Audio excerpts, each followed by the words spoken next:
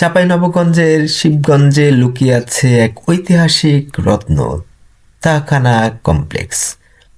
তাহখানা ঠান্ডা বাড়ি, 3 তলা বিশিষ্ট এই ভবনের নিচের তলা মাটির নিচে থাকায় গরমেও ভেতরের কক্ষগুলো থাকে স্বাভাবিকভাবে ঠান্ডা। এটি নির্মিত হয়েছিল মুঘল সম্রাট শাহ সুজার বিশ্রামের জন্য। কাছাকাছি থাকা পুকুরের পানি ভবনকে আরো ঠান্ডা রাখত। দেয়ালে মুঘল স্থাপত্যের নকশা, সুন্দর কারুকার্য এবং লাল ইটের খামখেয়ালি সাজ সব মিলে এক অন্যরকম সৌন্দর্য সৃষ্টি করেছে। তাখানা শুধু একটি পুরনো ভবন নয়, এটি আমাদের শেখায় কিভাবে প্রকৃতি, স্থাপত্য এবং মানব জীবন একসাথে মিলে শান্তি এবং আরাম দেয়। এখানে বসে আপনি শুধু ইতিহাস দেখবেন না, আপনি অনুভব করবেন সেই সময়ের নীরবতা, সৌন্দর্য এবং প্রাকৃতিক মিলন।